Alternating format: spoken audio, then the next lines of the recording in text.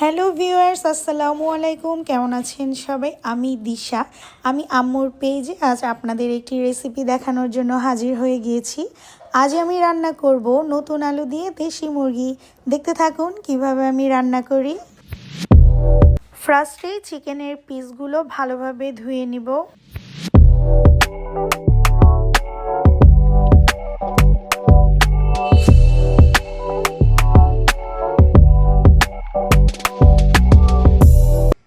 দেশি মুরগি রান্নার জন্য আজ আমি যে মশলা ইউজ করব আপনাদের সেটা বলে দিই। এটা হচ্ছে হলুদ মরিচের গুঁড়ো, এটা রসুন বাটা, এটা হচ্ছে আদা বাটা, এটা পেঁয়াজ বাটা, এটা হচ্ছে পানি দিয়ে লাল মরিচ পেস্ট করে রাখছি, এটা হচ্ছে ধনিয়া গুঁড়ো, এটা জিরা গুঁড়ো। এই মশলাগুলো দিয়ে আমি আজ মুরগিটা রান্না করব। আপনারা দেখতে থাকুন কিভাবে রান্না করি। প্রথমেই চুলায় প্যান বসিয়ে তেল দিয়ে দিব পরিমাণ মতো। তেল গরম হয়ে আসলে কেটে রাখা পেঁয়াজ কুচিগুলো দিয়ে দিব।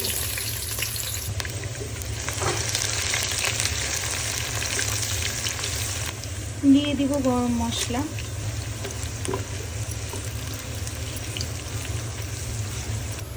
এই পর্যায়ে দিয়ে দিব সামান্য একটু পানি, যেন পেঁয়াজগুলো পুড়ে না যায়।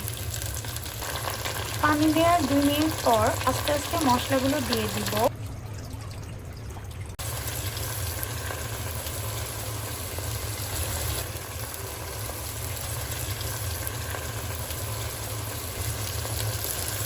মশলাগুলো ভালোভাবে মিশিয়ে নিব।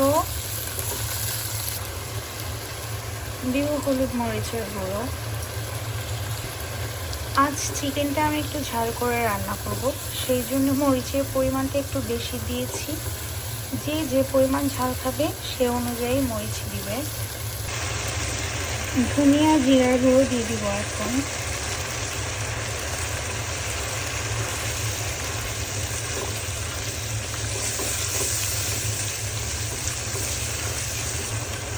দিব পরিমাণ মতো লবণ।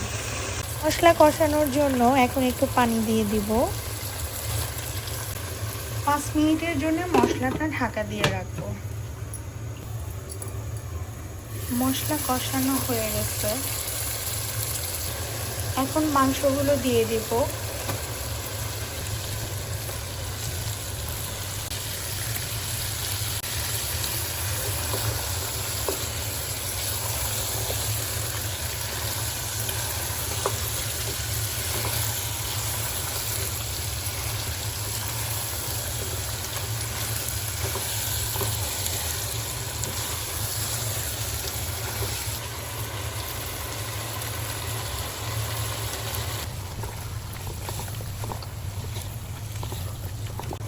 চিকেন থেকে যে পানিটা বের হয়েছে সেই পানিটা দিয়ে আমি 10 মিনিট চিকেনটাকে কষিয়ে নিব। ঢাকা দিয়ে দিব চিকেনটা কষানোর জন্য।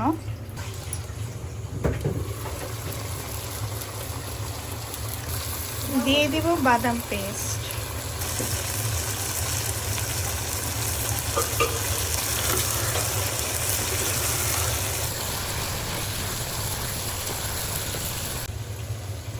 দিয়ে দিব কেটে রাখা আলুগুলো।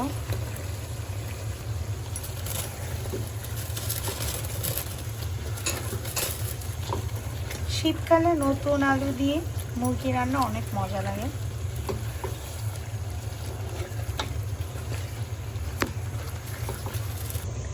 আবার 5 মিনিটের জন্য ঢাকা দিয়ে দিব। মাংস আলু আমার সুন্দরভাবে কষানো হয়ে গেছে। এখন ঝোলের জন্য পরিমাণ মতো পানি দিয়ে দিব।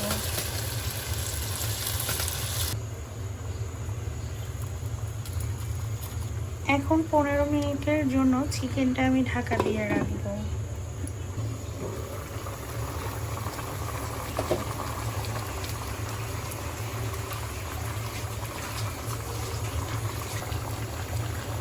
এখন দিয়ে দিব বাসায় করে রাখা গরম মশলা। আমরা ম্যাক্সিমাম গরম মশলাগুলো বা যে কোনো মশলা বাসায় মেক করাই চিন্তা করি।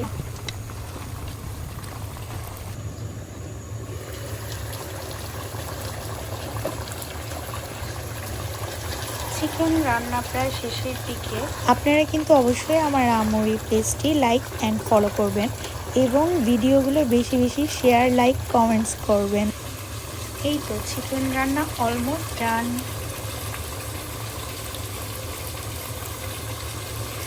গরম গরম ভাতের সাথে এই চিকেন রান্নাটা খেলে কিন্তু বেশ স্বাদ লাগবে।